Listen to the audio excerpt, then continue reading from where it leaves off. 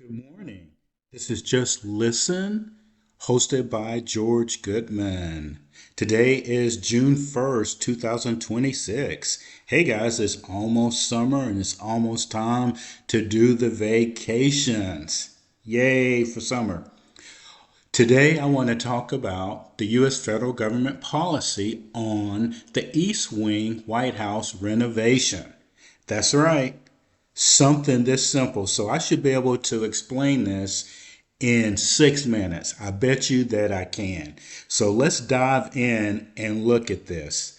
Now, I want to start with how did past presidents pay for renovations at the White House? As you are probably aware, that presidents make modifications to the White House, in case you didn't know. So they actually have congressional appropriations, which the president is in charge of that money, a redecorating allowance. Every incoming presidential administration receives a set allowance from Congress to update the private residence, the Oval Office. This allowance began at $14,000 in 1800s, and then it reached 100,000 under Bill Clinton. And I'll tell you why that's important in a second. Emergency and structural funding. When massive structural intervention is required, Congress passes specific federal funding bills. So, those are two ways that Congress can get involved in renovations at the White House. All right. Private donations and foundations. So, they do public fundraising campaigns when they want to do renovations. Roosevelt did that. Private citizens, Gerald Ford's outdoor swimming pool and Richard Nixon's basement bowling alley were funded completely by private donors. Corporate and philanthropic alliances. All right, here we go with where we're at now. Major modern transformations such as Donald Trump's ongoing 300 to 400 million East Wing demolition and state ballroom expansion project relied entirely on large contributions from private citizens, tech companies, and corporate donors. Similarly, Melania Trump's Rose Garden restoration was paid for by the Trust for the National Mall. So this is not a new issue for renovations. Why did this one get so much attention? So I just told you that Donald Trump got the money for the top side. So let's be specific here.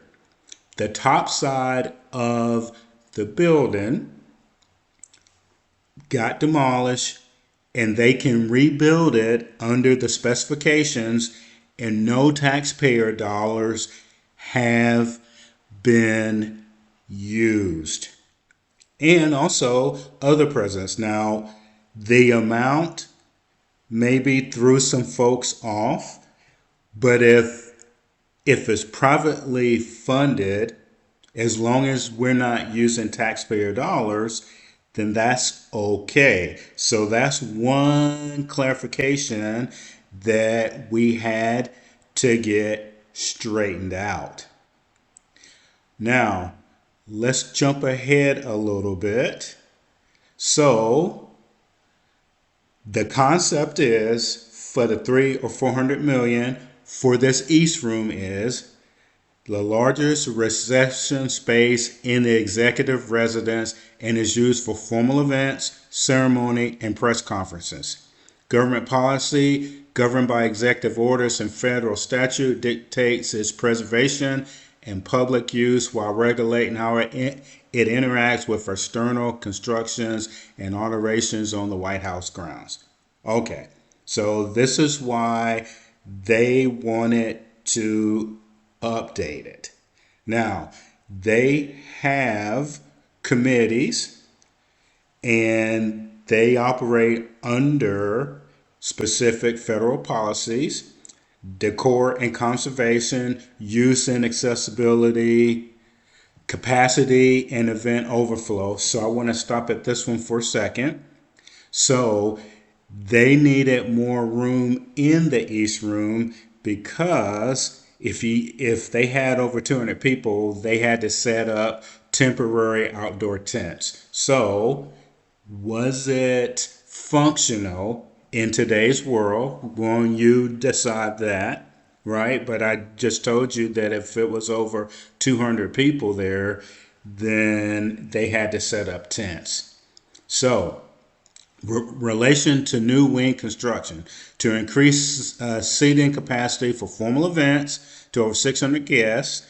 They demolished the original east wing to make way for the state ballroom.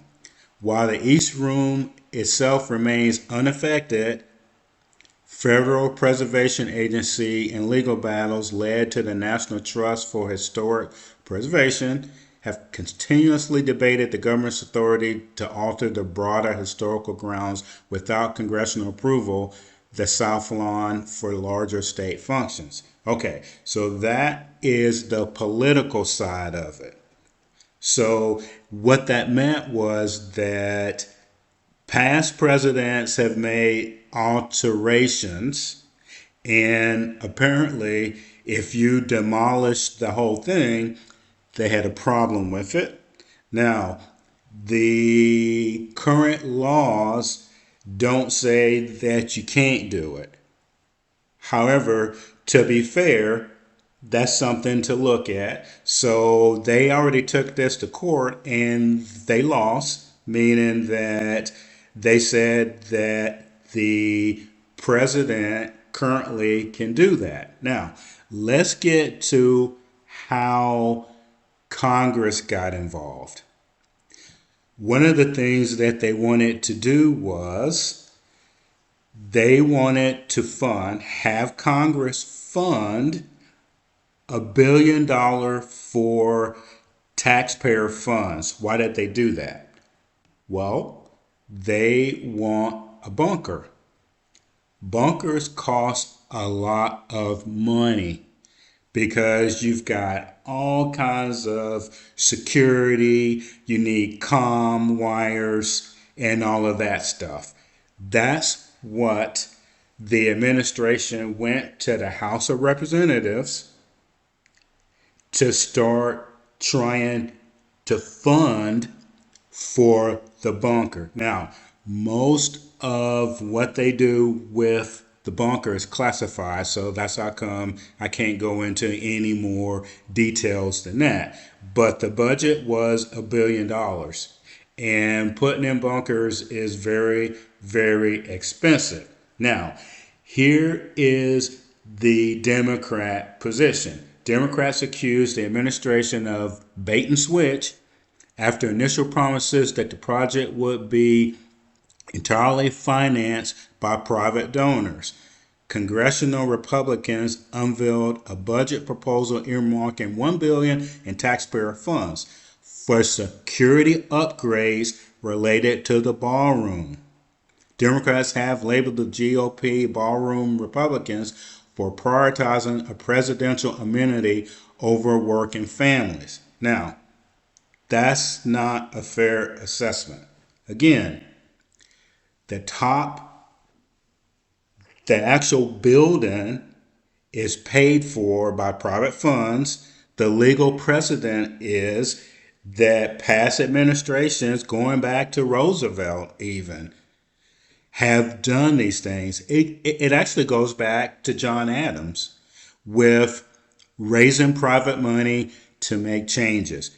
That is already a part of it. The difference is the security for the bunker, which has to meet government standards, federal government standards. That's what the funding is for. Now, it would be no different if the federal property was the Pentagon, if it was the Senate House, the Republican House. all of that stuff. Anything that's buried in the ground for security has to be done with taxpayer dollars. You cannot use private funds to do that. Now, mainstream media, again, oh, I'm getting close. Mainstream media leaves out those details.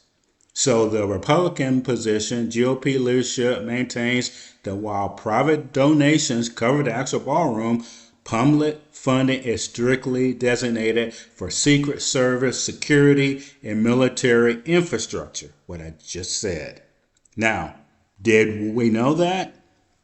Not really. If you listen to the soundbite, they put it all together and they say that President Trump is building the East Wing because he wants to and taxpayer dollars are being used. That is not correct.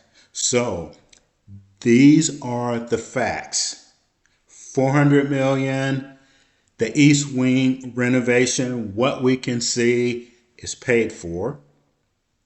The part that needs to be paid for taxpayer dollars according to the law is Secret Service security and military infrastructure. Let me know what you think about this issue. Please subscribe. Please share this with someone else and have a wonderful day. And we will see you next week. This is Just Listen, hosted by George Goodman. Have a great day.